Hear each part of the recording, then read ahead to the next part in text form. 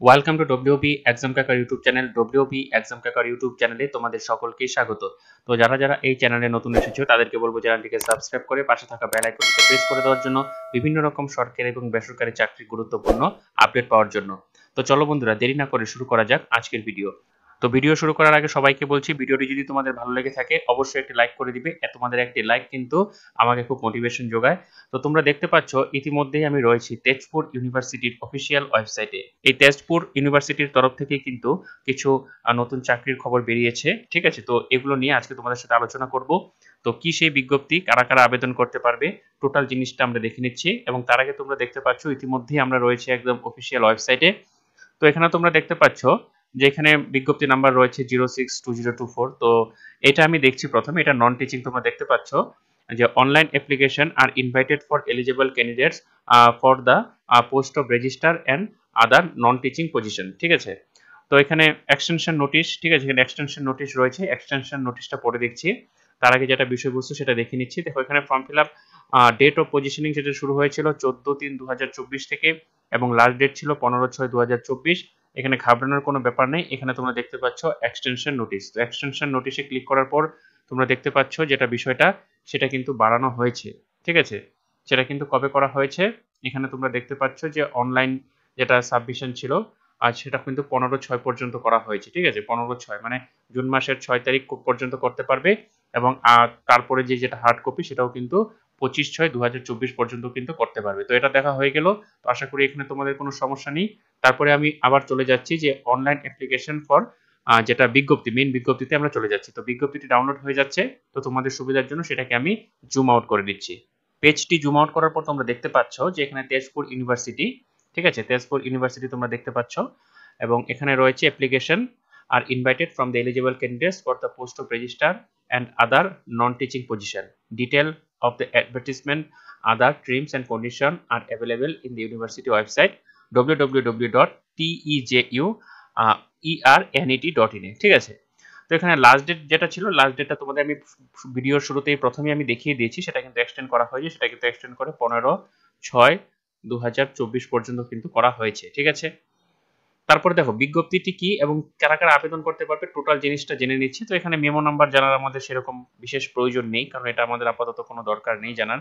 তারপরে তোমরা দেখতে পাচ্ছ যে Tezpur university application through online portal can be submitted, ঠিক আছে। এখান থেকে শুরু করে 28/3/2024 থেকে 15/5/2024 সেটা এক্সটেন্ড করে কিন্তু 15/6 করা হয়েছে, প্রথমেই আমি দেখিয়েছি, ঠিক আছে। তারপরে বলছে the last date of submission duly sign copy online application along with supporting documents, সেটা কিন্তু 25/5/2024 আছে, সেটা কিন্তু করা হয়েছে 25/6/2024 পর্যন্ত, ঠিক আছে। এবং অনলাইন যে অ্যাপ্লিকেশন করবে সেই এখানে লিঙ্কটা তোমাদের দিয়ে রেখেছে। এখানে এখানে ক্লিক করার সাথে সাথেই কিন্তু তোমরা অনলাইন অ্যাপ্লিকেশন কিন্তু করে নিতে পারবে, ঠিক আছে। তো অনলাইন অ্যাপ্লিকেশন আমি সিস্টেমটা আমি তোমাদের পড়ে দেখাচ্ছি। আপাতত যে নোটিফিকেশনটা সেটা আমি তোমাদের দেখিয়ে দিচ্ছি, ঠিক আছে। এখানে কি বলেছে, রেজিস্টার, ঠিক আছে, রেজিস্টার অ্যাডমিনিস্ট্রেশন, এখানে গ্রুপে। তো এখানে কতগুলি পোস্ট রয়েছে, এখানে দেখতে পাচ্ছ একটি পোস্ট রয়েছে। এখানে লেভেল 14, ঠিক আছে, লেভেল 14 অনুযায়ী বেতন। তো এখানে কিন্তু বেতন শুরু হচ্ছে 37,400 টাকা থেকে এবং 67,000 টাকা পর্যন্ত। এবং এখানে গ্রেড পে রয়েছে 10,000 টাকা, ঠিক আছে। এবং এখানে বলে রয়েছে কি 57 বছরের কম হতে হবে এবং এখানে কিন্তু ইউআরদের জন্য কিন্তু রয়েছে। তো সবাই অ্যাপ্লাই করতে পারবে। তারপরে 2 নম্বরে চলে আসি, ইন্টারনাল অডিট অফিসার। এখানেও কিন্তু একটি পোস্ট, এখানে ডেপুটেশন অ্যাডমিনিস্ট্রেটর, ঠিক আছে। তো এখানে ডেপুটেশনের ভিত্তিতে এটা নিয়োগ করা হবে এবং এখানে গ্রুপের পোস্ট এবং এখানে লেভেল 12 অনুযায়ী বেতন। এবং এখানে শুরু হচ্ছে 15,600 টাকা থেকে 39,100 টাকা পর্যন্ত এবং এখানে গ্রেড পে রয়েছে 7,600 টাকা। এবং এখানে বয়সটা মিনিমাম 56, ম্যাক্সিমাম 56 হতে হবে। এখানেও কিন্তু ইউআরদের জন্য রয়েছে, সবাই অ্যাপ্লাই করতে পারবে। তারপরে রয়েছে ডেপুটি রেজিস্ট্রার একটি পোস্ট, এখানে অ্যাডমিনিস্ট্রেশন গ্রুপে। এখানে লেভেল 12 বেতন, ঠিক আগের মতোই যে বেতন কাঠামো সেটা রয়েছে। এবং এখানে ম্যাক্সিমাম বয়স 50 বছর পর্যন্ত রয়েছে এবং এখানেও কিন্তু ইউআরদের জন্য, ঠিক আছে। তারপরে আমি চলে আসি অ্যাসিস্ট্যান্ট রেজিস্ট্রার। এখানে 4টি পোস্ট রয়েছে, তোমরা দেখতে পাচ্ছ অ্যাডমিনিস্ট্রেশন, এখানে গ্রুপে। এখানে লেভেল 10 অনুযায়ী বেতন, লেভেল 10 অনুযায়ী বেতন কত হচ্ছে, এখানে দেখতে পাচ্ছ তোমরা 15,600 টাকা থেকে 39,100 এবং এখানে গ্রেড পে রয়েছে 5,400 টাকা। এখানে বয়স 40 বছরের বেশি হওয়া যাবে না এবং এখানে ইউআরদের জন্য 3টি এবং ওবিসিদের জন্য একটি সংরক্ষিত রয়েছে। তারপরে রয়েছে অ্যাসিস্ট্যান্ট অ্যাডমিনিস্ট্রেশন, এখানে গ্রুপ বি। এখানে লেভেল 6 এর অনুযায়ী বেতন রয়েছে। ঠিক আছে, তো আমি বেতনগুলো আমি জাস্ট তোমাদের সাথে আলোচনা করছি না, সময় অনেকটাই চলে যাবে, সবারই সময়ের গুরুত্বপূর্ণ দাম রয়েছে, কারণ তোমাদের ভালো করে পড়াশোনা করতে হবে। জাস্ট আমি বলে দিচ্ছি, তোমরা নোটিফিকেশন ডাউনলোড করে নিজেরা একবার চোখ বুলিয়ে নিতে পারবে। এখানে ইউআরদের জন্য কিন্তু বলা হয়েছে। তারপরে ল্যাবরেটরি অ্যাসিস্ট্যান্ট, এখানে কিন্তু একটি, ঠিক আছে, এখানে লেভেল 4 অনুযায়ী বেতন দেওয়া হবে এবং এখানে বলেছে ম্যাক্সিমাম বয়স 32 এবং এখানে ওবিসিদের জন্য একটা সংরক্ষিত। তারপরে রয়েছে জুনিয়র অ্যাকাউন্টেন্ট অ্যাডমিনিস্ট্রেশন, এখানে দুটি পোস্ট রয়েছে এবং এখানে গ্রুপ সি এবং এখানে লেভেল 4 অনুযায়ী বেতন দেওয়া হবে এবং এখানেও ম্যাক্সিমাম বয়স 32 এবং ইউআরদের জন্য মানে সবাই অ্যাপ্লাইটি করতে পারবে। তারপরে বলা রয়েছে কি আপার ডিভিশন ক্লার্ক এখানে একটি রয়েছে গ্রুপ সি, এখানে লেভেল 4 অনুযায়ী বেতন দেওয়া হবে এবং এখানেও কি 32 বছরের বেশি হওয়া যাবে না এবং এখানেও ইউআরদের জন্য সবাই অ্যাপ্লাই করতে পারবে।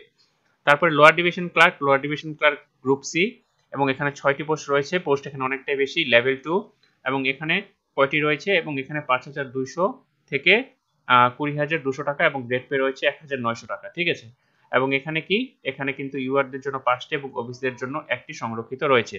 তারপরে রয়েছে মাল্টিটাস্কিং স্টার গ্রুপ সি এবং এখানে লেভেল অনুযায়ী বেতন এবং এখানে বয়স 32 বছর বেশি হওয়া যাবে না, ইডব্লিউএস এর ক্ষেত্রে 2টি এবং ইউআরদের ক্ষেত্রে কিন্তু 3টি রয়েছে। ঠিক আছে, তারপরে যে জিনিসটা আমি তোমাদের বলে দিচ্ছি, এই যে বেতন কাঠামোটা, এই বেতন কাঠামোটি কিন্তু সেন্ট্রালের যে বেতন কাঠামো রয়েছে সেই অনুযায়ী হবে।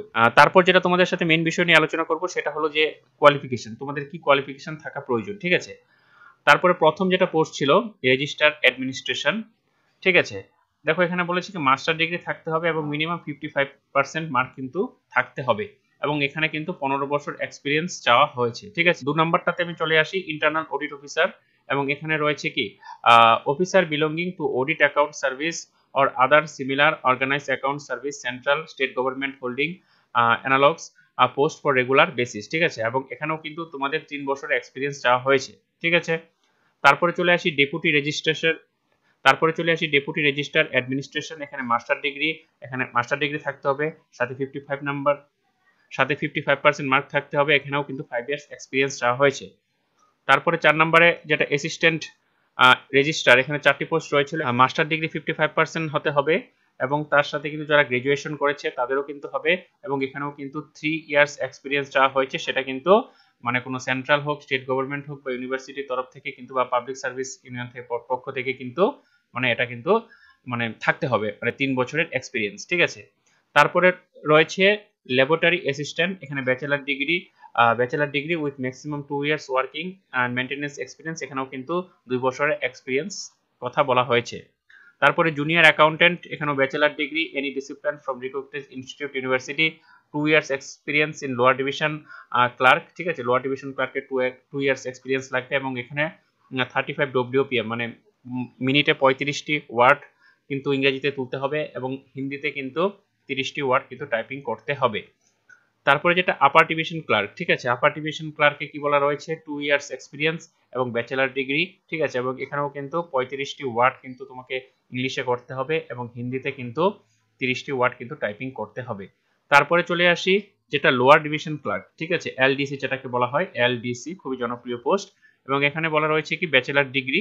ঠিক আছে, এবং এখানে কিন্তু তোমাদের কোনো রকম এক্সপিরিয়েন্স চাওয়া হয় নাই এবং এখানে ইংলিশ টাইপিং এ বলেছে কি যে 35টি এবং হিন্দিতে বলা হয়েছে কি যে 30টি। তো এখানে একটা কথা বলে রাখছি, এখানে কিন্তু তোমাদের যখন অ্যাপ্লাইটি করবে তখন কিন্তু অপশন থাকবে যে তুমি টাইপিংটা কিভাবে দিবে, সেক্ষেত্রে তুমি যদি ইংলিশ চুজ করো ইংলিশ বা হিন্দি চুজ করো হিন্দি, সেটা কিন্তু তোমাদের দিয়ে দিবে। তো এখানে কোনো রকম কিন্তু এক্সপিরিয়েন্স চাওয়া হচ্ছে না।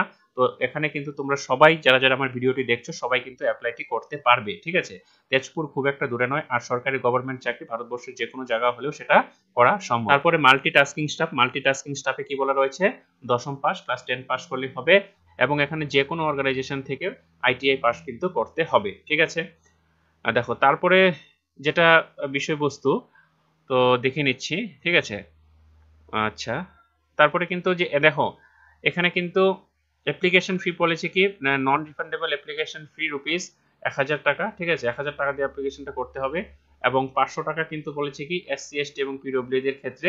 ঠিক আছে, মোড অফ পেমেন্ট এখানে কিন্তু টোটালটাই অনলাইনে করতে হবে। ঠিক আছে, এখানে 500 টাকা তোমাদের মানে ফর্ম ফিল আপ করার জন্য চার্জ করা হয়েছে, তো এটাও বলে রাখছি। এবং তারপরে যেটা তোমরা হার্ড কপি যেটা সাবমিশন করবে, ঠিক আছে, দেখো হার্ড কপি সাবমিশন করার জন্য তোমাদের যেটা মেইন বিষয়বস্তু সেটা কিন্তু বলা হয়েছে যে 25/6/2024 মধ্যে কিন্তু সাবমিট করতে হবে, এবং লাস্ট ডেট কিন্তু আবার বলে দিচ্ছি 15/5/2024। এটা হয়তো ছিল, উপরে দেওয়া আছে, আবার দেখে নিবি একটু। তো যেটা তোমাদের সাবমিশন করতে হবে সেটা উপরে কি লিখতে হবে, the register Tezpur university, Tezpur, যেটা পিনকোড নাম্বার রয়েছে আসাম, ঠিক আছে। তারপরে রয়েছে along with necessary enclosure including the profession submission application fee and no objection certificate, যেগুলো যদি থাকে তোমাদের, ঠিক আছে, by last date of specified at page নং 2, যেটা বলেছি, ঠিক আছে। এখানে কিন্তু আবার বলে দিতে হবে যে application for the post, name of the post, সেটা কিন্তু উপরে কিন্তু লিখে দিতে হবে, ঠিক আছে। তো যদি এরকম ক্ষেত্রে কোনো রকম কোনো অসুবিধা হয় অবশ্যই আমাকে কমেন্ট বক্সে জানাবে, আমি যতটা পারি তোমাদের করে দিব। আর ভিডিওটিতে আর যদি অ্যাপ্লাই করতে গিয়ে কোনো রকম কোনো সমস্যা হয় তাহলে কিন্তু তোমরা আমাকে কমেন্ট বক্সে জানাবে। অ্যাপ্লাই কিভাবে করতে হয় সেটা আমি টোটাল বিষয়বস্তুটা দেখিয়ে দিব। আমি এখানে নিচে লিংক দিয়ে রাখছি, সেই লিংকের মাধ্যমে কিন্তু সোজাসুজি তোমরা চলে যেতে পারবে। তো ভিডিওটি যদি তোমাদের ভালো লেগে থাকে বা ইউজফুল মনে হয় তাহলে অবশ্যই চ্যানেলটিকে সাবস্ক্রাইব করে পাশে থাকা বেল আইকনটিতে প্রেস করে দিও সবার আগে বিভিন্ন রকম সরকারি এবং বেসরকারি চাকরির আপডেট পাওয়ার জন্য। ততক্ষণের জন্য ভালো থাকো, সুস্থ থাকো, নতুন ভিডিওতে আবার দেখা হচ্ছে।